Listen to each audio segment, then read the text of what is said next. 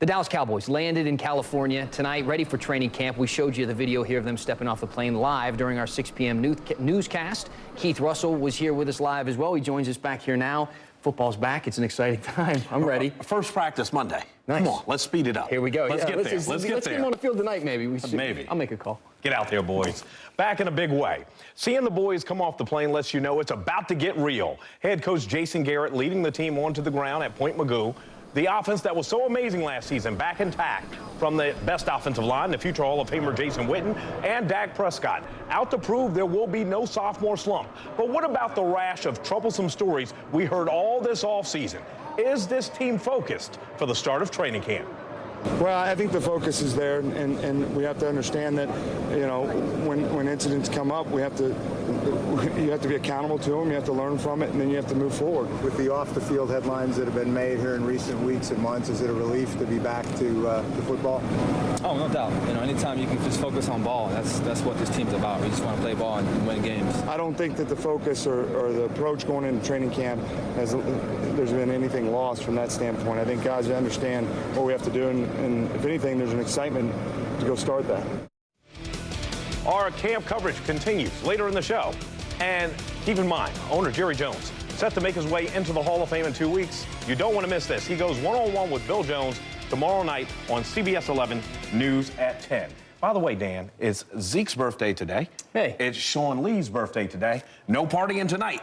It's all business, baby. All business. It is all business when they start this thing, isn't it? Yes. Right down to it. They're not signing the autographs like they were. It's time to get to work. Well, they did that today. Yeah. They did that for the troops at Point Magoo. Yeah. Now let's get on the field. All right, let's buddy. go. We'll see you again soon. Yep. Thanks, Keith. All right. And Keith? And Elise, Cowboys fever is hot, that's for sure. The Cowboys touched down in training camp, and while they don't hit the field until Monday, it was like game day for some of their favorite fans. They tell us what it means to be saluted by the troops. Now, your NTXHondaDealers.com sports desk. The Cowboys touching down in Southern California tonight, and now the offseason is officially over. The world-famous Dallas Cowboys cheerleaders, as always, part of the festive mood that signals the start of training camp. All the players, from the veterans to the young guys, know what this region is hoping for and, to a certain extent, expecting. And that's for the Cowboys to seriously make a push for their first Super Bowl title in 22 seasons. I love this part of it. You know, I've talked to you guys before about the off-season and going through that process. I mean, to me, this is one of the best parts about the season is getting the team together and going off the training camp. When we come down here, we're trying to build something completely different. We're trying to build a team that's entirely better than what it was last year. Now, something the Cowboys do every year, they touch down at Point Magoo, and they have a bunch of service members waiting to see them, get their autographs, and snap some photos with their favorite players. Safety Byron Jones. He has one brother in the Navy, one in the Marines, and his dad is a retired state trooper. Jones is grateful for all the folks in uniform who protect us every day. I was the first one in line for Zeke, so I got him, and that's who I wanted. You know, these guys are out here risking their life for our country, but they want our autographs. This is just an incredible opportunity to be a Cowboy, to make someone else's day or week better. I think it's great. I'm from here. I grew up in Oxnard and Ventura, and I've been a Cowboy fan basically my whole life. And so, I mean, I just love it. I love that the Cowboys are here. Now, Jerry Jones headed to the Hall of Fame 2 weeks from today. He goes one-on-one with Bill Jones live tomorrow night on CBS 11 News at 10. It's time for all of us to dream again. Keith Russell joining us right now. The dream is about the Dallas Cowboys. What do you think? Well, I like that Donna Summer song. Yeah. Because the Cowboys are about to start working hard for their money. Off-season is over. Yeah, 13-3 was good, but one and done in the playoffs, no one's willing to settle for that this year. Jason Garrett entering his 8th season as head coach of the Cowboys, leading the team off the plane in California. This afternoon, Terrence Williams, the best line in football, Jason Witten, year number 15, Dak Prescott saying the Cowboys will win the East again at the ESPYs, Zeke and Dez signing for the troops. An offseason that was a mess in some ways, but it didn't stop Jerry Jones recently from sharing his dream. I, with my teammates, walked in that Astrodome. I told you I wasn't going to get emotional. And I looked up and looked around, and I thought, how did this happen? I felt like you were on Mars. Roll the clock forward about 35 years. I'm here in Dallas with the Dallas Cowboys. Boy, I've been playing in Texas Stadium, but yet I've got a dream about a stadium.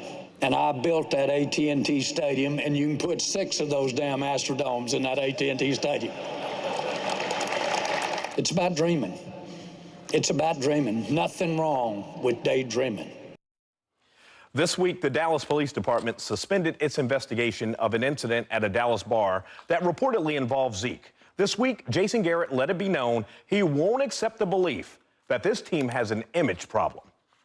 Time I hear it. At the Cowboys' annual coaching clinic, the head coach shared an inspirational message he received as a teenager. He said to me, son, use wisely your power of choice. Jason Garrett's slogan, one these area football coaches can take back to their young athletes. Hopefully one that also starts to reverberate throughout the Cowboys locker room. You know, we've had some incidents here in the offseason that we've had to address. If we didn't believe in the players who were involved in the incidents, they wouldn't be with our team. Despite 2 players getting arrested this offseason, the name surrounded by the most controversy right now is Zeke. We're going to continue to believe in him and try to put a structure around him and all of our players to help them make great decisions and grow both on and off the field. After last year's loss in the playoffs, we knew this would be a season of unfinished business. Little did we know that unfinished business would involve tackling allegations of misbehavior that keep on coming. We're still finding out about a couple incidents here the last couple weeks, and once we get that information, we'll respond accordingly. But how will the league respond? That remains to be seen. You know, this weekend we also learned there's a new major award named after tight end Jason Witten. It's the Jason Witten Collegiate Man of the Year Award. It'll be handed out after the college football season to the player in the nation who exemplifies greatness on and off the field. And the Cowboys' soon-to-be Hall of Famer says handing out that award will give him great joy. Yeah, this Collegiate Man of the Year, I'm honored and humbled by that. Shoot, 25 years ago, you know, my life could have gone 1,000 different ways. 998 of them were the wrong way. And because somebody believed in me and inspired me and tried to live my life the right way and encourage others. And so I'm truly humbled by that and excited what the future holds with that award. Dan, his story well documented. His mom was a victim of domestic violence. His grandfather took him in. He goes to the University of Tennessee. He gets drafted by the Dallas Cowboys. At points, he even said last night during his foundation dinner, he didn't even know if he would make the team as he came into year after year. Really? And now look at him. He's soaring up the record books. He's one of the best players on the field, might be the best player off the field. And he's going into the Hall of Fame. And to have an award named after him, that not just Man of the Year. Man of the Year, not Player of the Year. Right. Doesn't just talk about how many touchdowns. Talks about how you live your life. And who better to present that award than him? And you know what? He's always very genuine when he's off the field, when he's talking to people like us. He seems like the real deal. So that's a great honor. I'm happy for him. Whoever wins that award better be deserving. Sure thing. Yep. All right, man. Appreciate it, Keith. Coming up.